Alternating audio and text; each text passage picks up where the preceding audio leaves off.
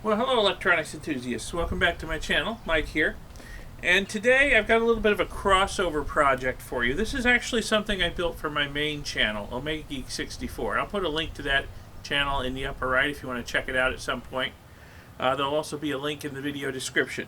Over on my main channel, I break down electronic waste to extract the gold and silver and other precious metals they contain. Not all of it.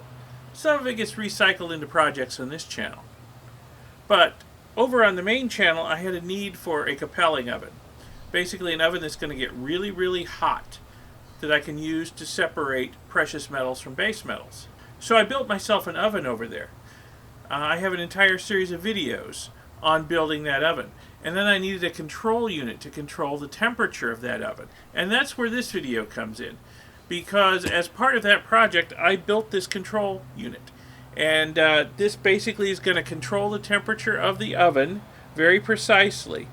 It's built around a PID, Intelligent Temperature Controller module here. And inside, we've got a solid-state relay controlling the high current AC to the oven heating elements. Got a fan to cool the relay, which is sitting on a big heat sink here. And some associated wiring. There's really not much to this thing. Power switch and power outlet. Power outlet goes to the oven. The oven plugs in there. And that's pretty much it. I'll show you how I built this as a separate video on this channel. And then if you want to go check it out in operation over on my main channel, you can do that too. Alright, so let's get to building the temperature control unit. Well, hello scrappers. Mike here. Welcome back to my channel. And this is episode, what are we up to, 4? Of me working on my homemade Cupelling oven. Alright, time to get back to work on this because it is almost ready for prime time. In the last video, I got the metal frame around it and hung the door on it. And yeah, it's almost ready to go. I just got to mount the electronics on it for temperature regulation. And it should be good to go. Now that video came out recently of part 3 of this, where I did all that work, and my buddy Jim commented that I should put a second catch on here. And I think he's right, because this door is pretty heavy, and the cheap hinges I used I think are going to sag over time. So when it's not in use, if I close it with both latches, I think that'll prevent it from sagging. So I will probably add another latch to this at some point. But I need to start working on the electronics to get this to a point where it's actually usable. Okay, so I've got the temperature controller here. Got the solid state relay mounted on its big aluminum heat sink here. And it also came with this thermocouple, which is only good up to 600 C. So I'm not going to use this. You know, I have kilns, which is where a lot of this brick came from that I built this thing from. These are old kiln bricks. So I'm going to use one of the same type of thermocouples I use in my kilns. I'm going to use one of these. And what I think I'll do is I think I'll drill a hole in the top and then pass this down into the inside. And it could just sit there. It'll plug the hole and should give me a good reading on the temperature. So I'm going to use that instead of this. Now I struggled for a while with how to mount all this stuff on here. Now the outside of this is going to get warm, and this is all plastic. This needs to be kept cool. We're only going to be stressing the solid state relay to about 1/4 of its rated amperage, but still it may get warm. It's going to need to be cooled. So I don't really want to mount it to this hot frame here. So I struggled for a little while with how to do this. I know a lot of the commercial units have all the electronics mounted underneath. I didn't really want to go that route. I wanted this thing to sit lower so it'd be a little bit more stable at having the weight jacked up 6 or 8 inches in the air. So what I'm going to do, what I came up with, is this. I'm going to mount the electronics in an external box. And this is not going to be connected to this. This will be sitting off to the side. And what I'll do is I will put an electrical outlet on the back of it, and I will plug the heating elements for this into that. and this will control it. I will plug the output of the thermocouple into it, and this will control the heat. It'll throttle the heating element to get it to the temperature I want, and this will keep everything neat. It'll keep it away from the heat. I think this root box is just big enough. I can mount the. It's got a mounting plate in the bottom of it here, a steel mounting plate. So I could drill some holes and mount this relay in here. I could get a square hole in the front here, in the top. I get a square hole in the top here and mount this in it. I could have an on-off switch up here. Maybe a socket for the thermocouple to plug into, a Type K socket. And yeah, I think that'll work good. Now, as I said, this relay, even though we're not stressing it too much, it might get warm inside this closed box. So, dissipating some heat as it operates. So, I'm also thinking I could mount a fan in here. Cut a hole in this side, and then cut a hole in this side, and have airflow through the box. And I think that'll work good. And this box can become a multitasker then. I can use it to control other heating elements besides just this one. I could use it to control small kilns, small ovens, whatever I need. You know, it could come in handy for that. So this will become a multitasker. I can plug just about anything into it and have it control it. So, yeah, that's what I came up with. So I need to start figuring out how to mount all this stuff in here. I think I can just drill a couple holes in this mounting plate down here and mount the relay in there. I'm going to have to cut some holes in the side of the box to get airflow for the fan.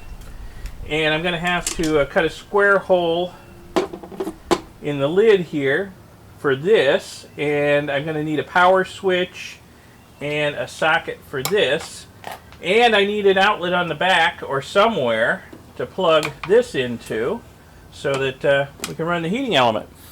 So, let me get to designing where I'm going to put all this stuff, you know, marking it out, and then get to cutting and see if we can get this knocked out in this video and get this thing up and running and maybe actually Cupel something before the end of the video. Wouldn't that be great?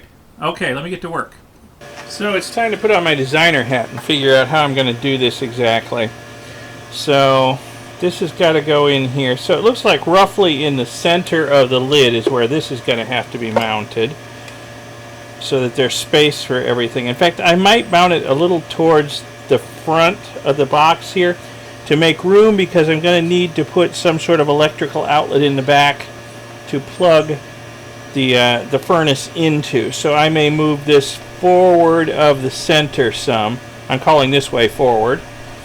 So, but yeah, it looks like in the middle is going to work. So let me find the rough middle of this thing.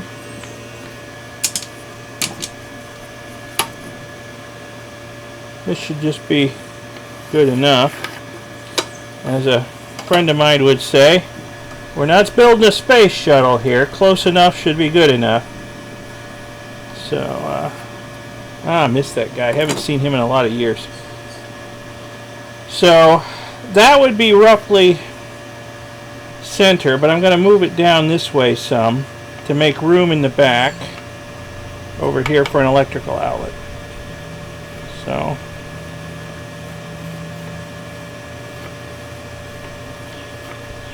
okay, so I need to cut that out so that this can drop in.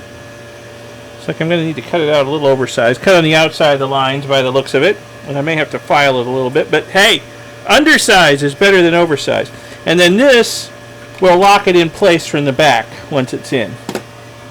Okay.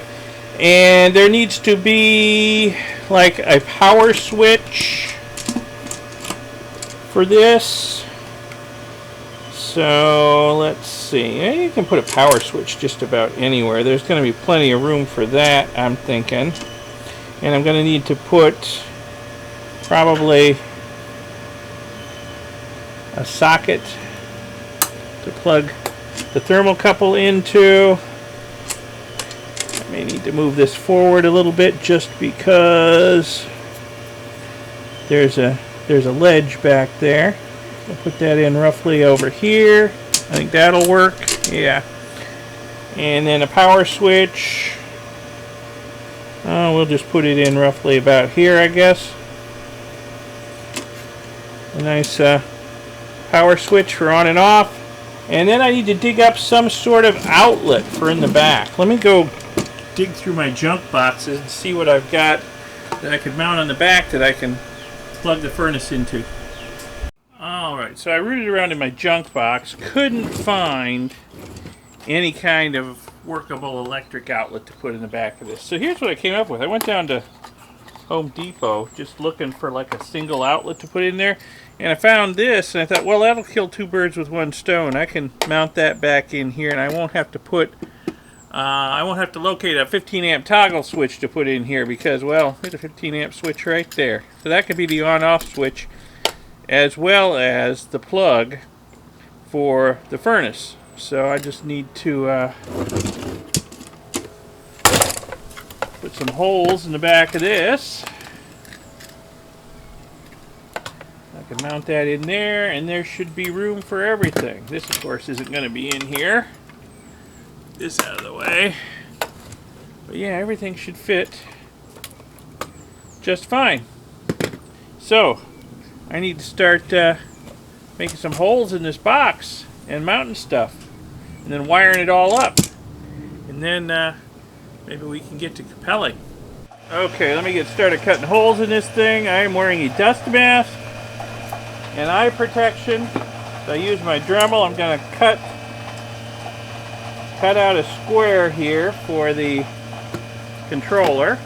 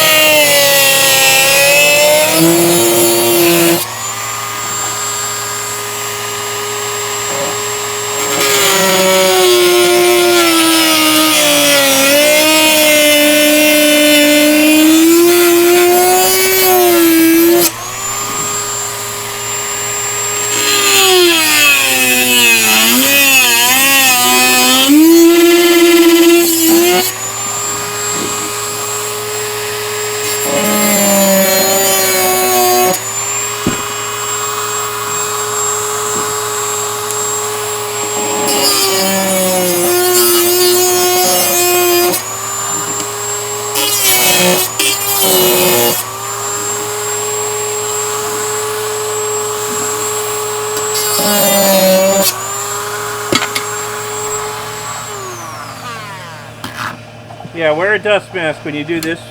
You don't want to breathe that fiberglass dust, that's for sure. And just as I figured, I made it a little bit small, but hey, that's better than making it too big. So I can probably just get a file or a rasp and work the sides out a little bit bigger so that'll drop in. So let me go find one.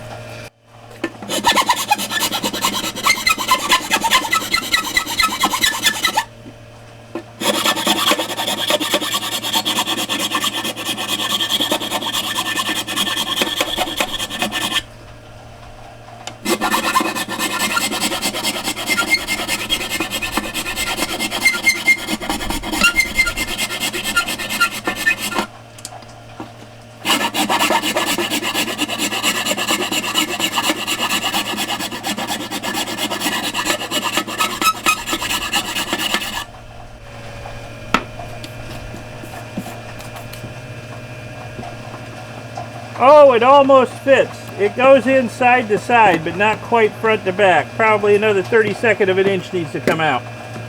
But hey, that's fine. This file is cutting through the fiberglass really quick.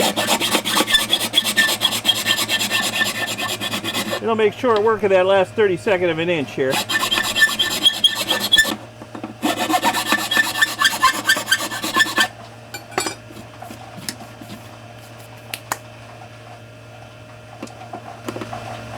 Oh yeah, look at that. Perfect. Absolutely perfect.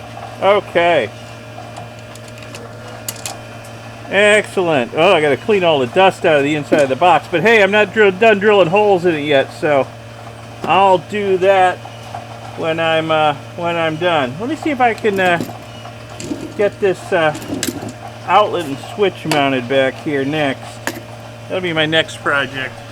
So I'm thinking for this switch outlet combo, if I drill 2 circular holes the right distance apart, those are going to sit right in there nice. And this looks like the right diameter hole saw. So I just need to mark out the back where I want to drill and drill these 2 holes. And hopefully this will sit right in there perfectly. We'll see if I can do it. Okay, so I want this thing to sit in here right about here. Let me mark the center line here. Oops, I keep bumping it. And the center line here. Draw a line across. So, let's find the middle of this thing.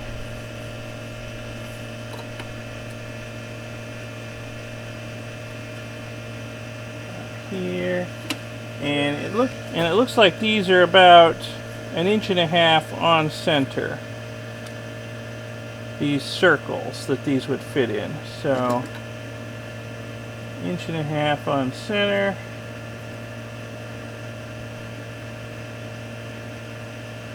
So if I drill 2 holes centered up like that, that should do it. We'll see how close I am. So I'm thinking if my drill bit doesn't walk too much,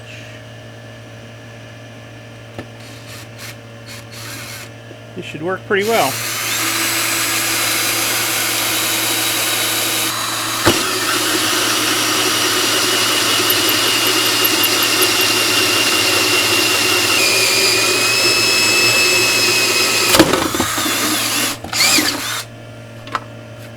Well, there's one. Tighten it down again.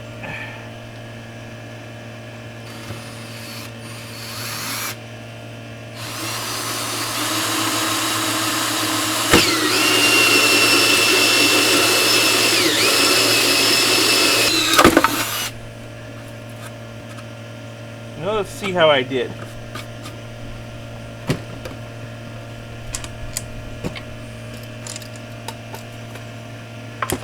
Look at that! Look at that! Sometimes I even amaze myself. Alright, I'm going to have to drill some holes for the mounting ears. There's not enough meat left in the center for the central hole.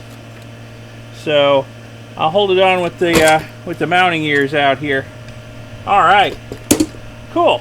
This thing's coming together. Pretty happy with that. Well, I can just stick this in this way and mark where I need to drill the holes for mounting it. Easy peasy. I'll just drill them out and bolt that in with some screws, although I may leave it out for now until after I have it wired. Might be easier to wire with it out of the box. Yeah, I won't be able to get to the screws on the bottom when it's mounted. So I'll wire this up, then mount it in the box. So I will drill the holes when I get a chance. So they'll be ready to go, and find some mounting screws. Well, I drilled a couple of mounting holes for the fan based on where it sits inside the box. And then I drilled out the rivets that held the fan guard in place. I'm going to have to modify it because there's this thing right here, but I can do that with just some wire cutters. But this will give me an idea of where I need to center the hole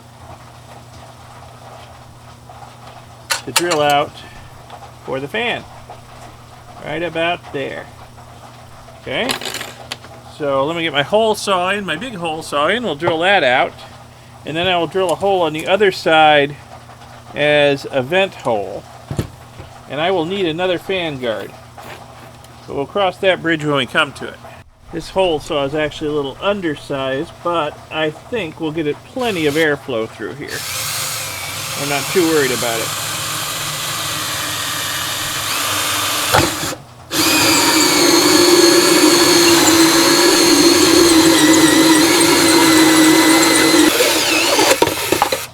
There we go. Pretty good. A little bit ragged on the inside. On the inside where it doesn't show. Let's see, airflow direction. Airflow that way. Yep. That's going to work. The mounting holes line up. Alright. So, yep. Okay. Cool. So I'll just need to drill another hole in this side. And then we can have cross ventilation. I'll mount the relay over here. It can be in the cool air coming in. Perfect. I think that's going to work great. So let me get that other hole drilled and then move on to something else. Alright, there's the second hole. You can see right through it now.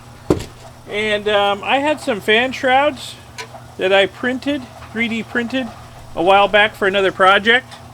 And I printed several extras thinking that they would come in handy and just threw them in my junk box. So, yep, that can go over the inlet. And the one that came with the fan can go over the outlet. Alright, I think that'll work. I think all I have left to do is cut out where I want to put the connector for the thermocouple. So I need to find a Type K connector, cut out a hole for it, and then epoxy it in place. So let me find a connector, then I'll cut the hole. Alright, so I think the last hole I need to drill in this thing is for the thermocouple connector, and I found a Type K connector here. And yeah, this is what I sketched out just by memory. It's not too bad, but we'll get it just right. Needs to be a little fatter. Alright, so let me get the Dremel out again, and I will put in this hole, and we'll get that mounted too.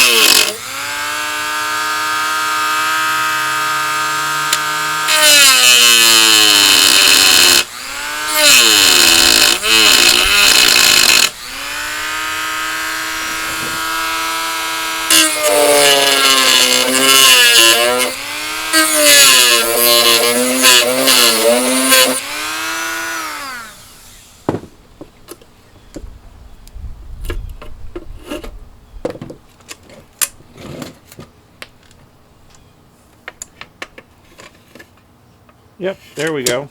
That'll work. Alright, I'll just have to epoxy that in. And hey presto, we got ourselves a connector for the thermocouple. Okay, all the holes I need are drilled in the box now. It's just a matter of mounting all this stuff in here and wiring it all together. So let me get started on that and see how it goes. I think I'm going to start with mounting the relay over here and the fan, mindful of the airflow direction, over here. I don't think they're going to be too much in the way of other stuff, so I can probably mount them.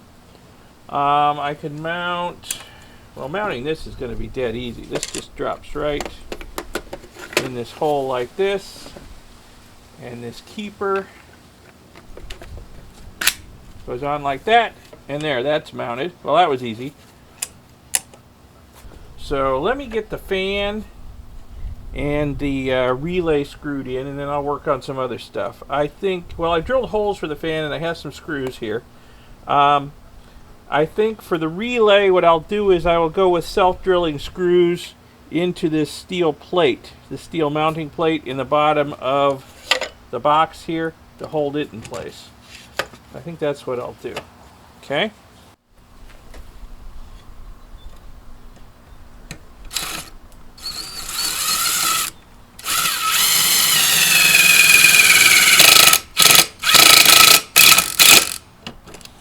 Okay, yeah, these self-drilling screws are going to mount this nice. Although now I am filling the inside of the box with metal shards as the screws go in, so I'll have to clean those out so I don't wind up with a short circuit.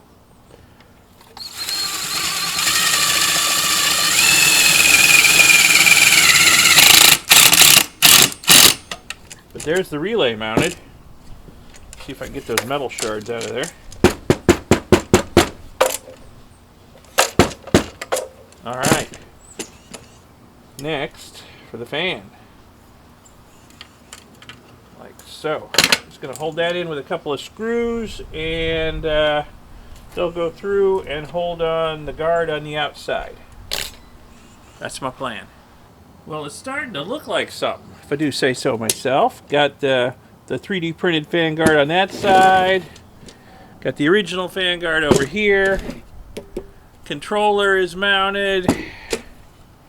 Relays mounted, fans mounted. I think I said earlier that I'm going to wait to mount this until after I have wires on it and everything wired up, because it's going to be very difficult to get to the screws on the bottom otherwise.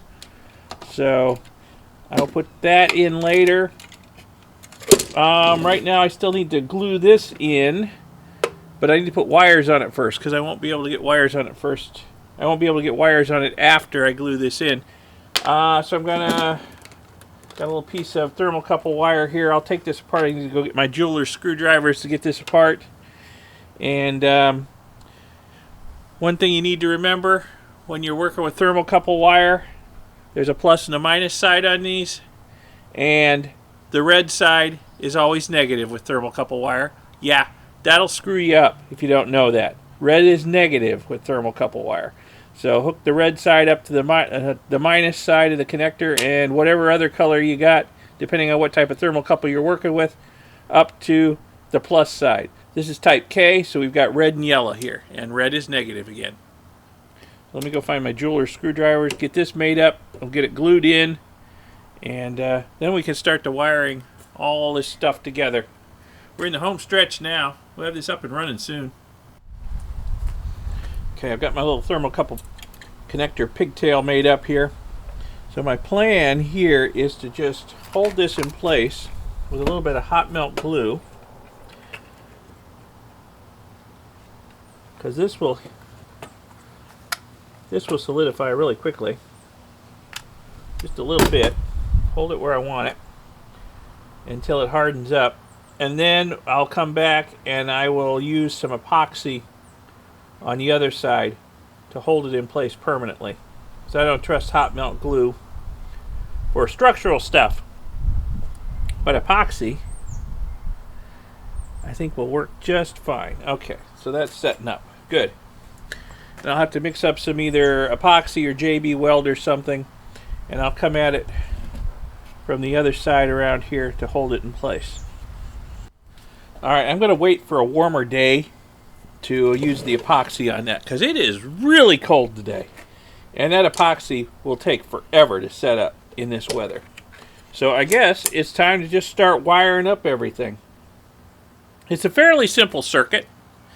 I'll draw a schematic and give you a look at it, but wiring this up shouldn't take too long. Hey, I was an electronic engineer. I could practically do this with my eyes closed. Okay? It shouldn't be too difficult for you either. Alright, like I said, it's a fairly simple schematic. There's not a lot to this thing. Basically, it's just built around this PID temperature control unit. All of the complicated stuff is inside of it, and you've just got a few connections that you have to make to it. Alright? We need a thermocouple input, and I got a socket on that so I can disconnect it and reconnect it. You don't have to have a socket if you don't want to. I find that's more convenient. Okay, the rest of this stuff is inside the box. We've got the solid state relay, which is going to turn the power on and off to the heating elements in the oven. All right, and you're going to have a plus and a minus coming out of your PID temperature control unit going to the solid state relay. You don't have to use the same control unit I'm using. You don't have to use the same solid state relay I'm using. They're often sold as a pair. And, you know, the ones I bought may not be available tomorrow or next week, but something else might be.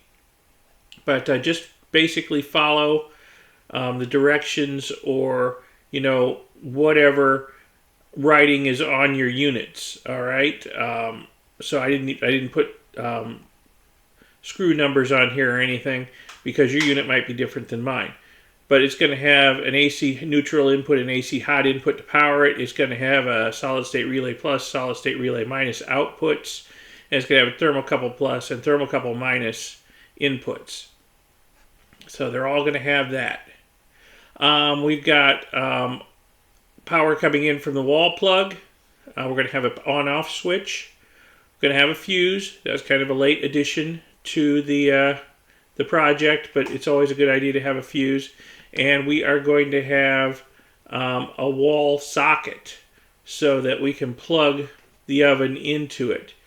And this is just going to measure the temperature in the oven. And if it's below the set point in the control unit, it's going to turn on the solid state relay, which will send power out to the oven through the wall socket. And if your temperature in the oven gets up to the set point, well, it's going to turn off the solid state relay and no more power will be going to the oven. And that's the way it's going to throttle the heating elements in the oven. And it can do this fairly quickly. You may see that it's going on and off fairly quickly to try and keep the temperature where it needs to be. Okay. So like I said, fairly simple, not much to it, easy to wire up. Okay, one wiring issue we need to deal with is this switch. Now the way this is set up, this is your hot line in, okay? And this would be your neutral right here. And of course you got a ground pin over here, or a ground screw over here. Now the way this works is you don't even actually have to connect anything to either of these, okay? Because there's a bridge right there between them. So when this switch is on, power would come from your hot line through here across this bridge to the hot side of your outlet. And of course you got your neutral line going to the neutral side, and you got your ground line going to your ground lug. So, but we don't want this outlet to be live when the switch comes on. We want this outlet to be live when the controller over here tells it to be live through the solid state relay here. So we're going to need to make some modifications. First thing we need to do, we need to break this bridge off. And it's designed to be broken off. If you bend it a few times, metal fatigue will break it off. In theory, this one's tough. There it goes. Okay, so we got it. So now the outlet is completely independent from the switch. So the way this is going to work now is your hot line's coming in here, it's going out here. It's going to go to power both your controller and the solid state relay. And then the output from the solid state relay is going to be going into here. And that's where you'll get your power for your switch, or that's where you get your power for your outlet from, rather than having it come directly from the switch. I hope that's somewhat understandable. We'll take another look at the diagram. Now here's the change we need to make to the switch plug combo, okay? Basically, as it comes out of the box, the switch is wired directly over here to this plug. All right? We don't want that. So we've got to break off that little tab so that the power doesn't go directly to the plug. We want the power to come down here to the solid state relay and to the PID temperature control unit, but we don't want it to go straight to the plug. We want the power to go through the solid state relay before it gets to the plug. So that's why we have to break that little tab off. All right, the wiring has begun. I have my little thermocouple pigtail wired into the connectors on the back of the controller. Now I just got to wire everything else. Okay, I forgot something. Time to fess up here. And some of you may have already noticed the omission. I forgot to drill a hole for where the power cord will go in. Yes, so I need to do that. And speaking of power cords, we're using a fairly short and heavy-duty power cord, because this thing's going to be drawing a fair amount of current. Okay, so I'm going to keep the cord short and heavy gauge. And speaking of current, I have decided to make a last-minute change in the design here. I'm going to add a fuse to this rather than relying on the circuit breaker to blow if there's a problem. Because in my workshop I have a variety of different outlets wired for different amperages. I have 15 amp outlets, I have 20 amp outlets, I have 50 amp outlets. Although I would have to make an adapter to plug this in the 50 amp outlet.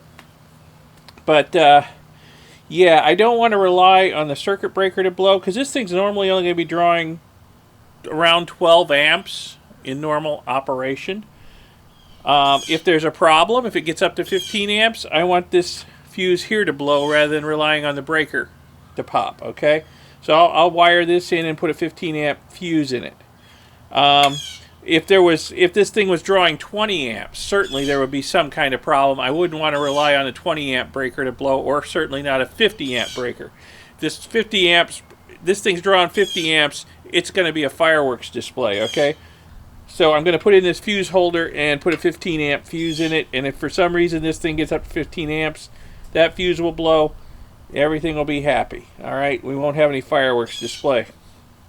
So let me get a hole drilled for the power cord coming in before I forget to do that again, and then we can get to seriously wiring this thing. I think I'm going to put the hole for the power cord right about here.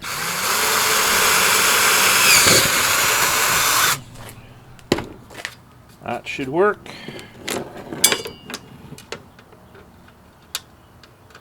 And I didn't mention it, but I'm using 14 gauge wire. It's fairly heavy gauge wire. It should be able to handle the load. So all of the high current AC wire in here is going to be 14 gauge. Okay? There's also going to be some DC wiring, which doesn't need to be heavy gauge at all. And the fan wiring doesn't need to be heavy, and the wiring to the controller doesn't need to be heavy because they're not drawing much current. But the high current stuff is all going to be 14 gauge. All right. Get back to wiring now. Oh, and I don't have a grommet that's going to work for this. So what I'm going to do is I'm just going to put a couple of wire ties really tight on the inside so that the wire can't pull out then. And I think that'll work okay. Again, I'm just making this out of what I got around my shop for the most part. I'm not buying a lot of stuff. Alright? So, let me get back to wiring. Alright, are you ready for the big reveal? It's completely wired. There you go. So, I didn't make you watch me wire it. Saved you from watching an hour of tedious wiring and hearing the occasional curse word, but this actually went pretty smoothly. So I guess we're ready for smoke test. We'll see what happens when we plug this thing in. And rather than trying to run the furnace with it right off, I think I'm going to find another load that's going to be a little bit more manageable, and we'll be able to see whether it's on or off without waiting for the wires to start glowing. So let me find something else and we'll give it the old smoke test. Alright, it's time to give this thing a test. I have one of my kiln thermocouples plugged into the socket here, and I have one of my work lights back here. I'm going to plug that into the outlet in the back, and that will be our test load. Okay, I'm going to plug the controller into the power. It's always a little scary when you do this the first time with something you built. No sparks, no flames. Good so far.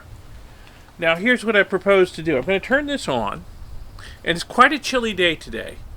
So the thermocouple is going to read a very low temperature. So let's see what happens. Well, okay. And look, our light came on. Our thermocouple is reading 62 Fahrenheit. I don't know if that's showing up. 62 Fahrenheit. And apparently the set point it came up at was 100 degrees. I have not powered this up before. I have not messed with these settings. So it looks like the thermocouple is reading 62 degrees out here, and the set point is 100 degrees. So this is telling the heating element to come on because it's too cold, so that's why our light came on. Alright, so what I have here is a propane torch. I'm going to light the propane torch, and I'm going to warm up the end of the thermocouple, and we'll see what happens.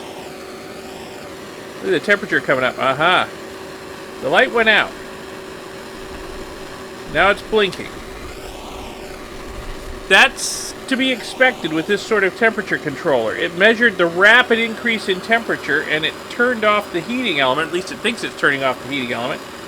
And now it's throttling the element to try and keep the temperature where it needs to be. But of course, the thermocouple's cooling off again. So, yeah, so basically it's working just the way it's supposed to work. Yeah. Alright. Holy cow, it works first try. I love it when a plan comes together. Alright, so I guess the only thing we really need to do... Oh, hear the fan running. Yeah, the fan's running. It's drawing air in and blowing it out. Okay, so everything's working.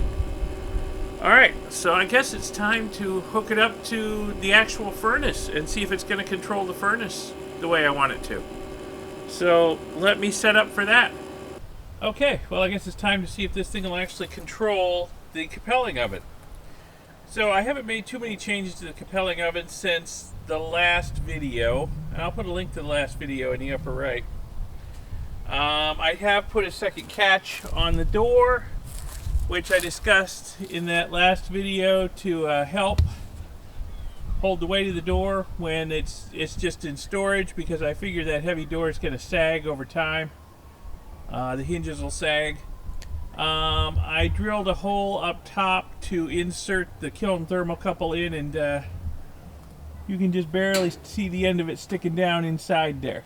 Okay, not too close to any of the heating elements. You know, I really want to measure the temperature of the inside of the furnace, not the actual radiant heat coming off of an element real close by, okay? So I have the oven plugged into the controller. It's all ready to go. I have converted the controller to centigrade from Fahrenheit because the temperature scale, and I'm a little confused, you know, reading the instructions here, but I'm a little confused. The highest the temperature reading will go is 999, which is not very hot in Fahrenheit, but is blazing hot in centigrade. So we'll see how we can get it. I have set the temperature controller to 800 C. And we'll see what happens. We'll see if it will actually get the oven that hot. Okay, so let me close the door. Come over here and turn on the switch. And it's booting up. And it says it's 16 C out here right now. It's a cool day. It's set for 800. The little light is on saying that the heating element's on. And hey, look at this. I'll zoom in on that for you if you can't see it. The temperature's coming up already.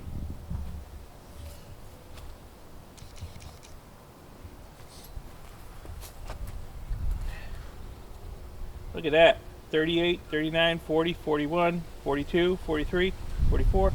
Well, we'll just let this sit for a while and see what kind of temperature we can get this thing up to. See if we can actually get it up to 800 C. Alright, that would be plenty hot enough, I think, for Cupelling. Alright, so we'll just let this sit for a little while. Let's see, it's 2:43. And we'll come back and we'll check it in a little while and see what we got. Well, this is now 2:47. And look at the temperature. My goodness, it is coming up fast. That's coming up really fast. I wouldn't be surprised if I've got a little bit of a radiant heat effect coming off of the heating elements. But the inside of the furnace has got to be heating up pretty good too. We'll let it go a little while longer, and then we'll crack open the furnace and see what it looks like inside. We'll see how red and glowy it is. Okay, it's 3:01 and we are at 774 degrees. Wow, this thing heats up quick. Quick. Let's take a look inside. If it's really that hot inside, I better go get my welding gloves before we take a peek inside. Okay, I reposition the camera a little bit to try and get you a better look inside. 784 degrees C. Let's see what we got here. Oh, wow. Yeah, that is hot.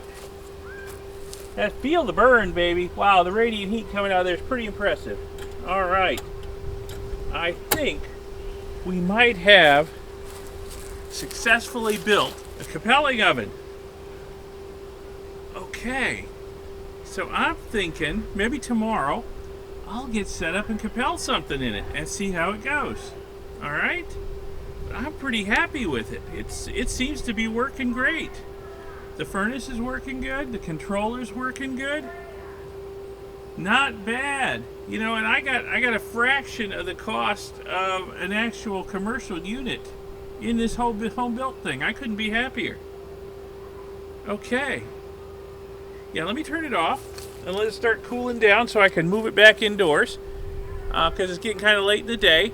And maybe tomorrow we'll set it up and we'll try Cupelling something. Okay, I turned it off. It's cooling down slowly. I've got the door cracked open just a little bit here so we don't crash the temperature down too fast and thermally stress things. But wow, I'm happy with that. And for those of you coming here from Electro Geek 64, thanks for coming. Thanks for watching this video. I appreciate it. Check out my main channel, Omega Geek 64, where you'll see this thing in action. And I think I'm going to end the video here for you guys. And I'll see you in the next one. Thanks a lot for watching this one. Subscribe, and I'll see you in the next video. Bye.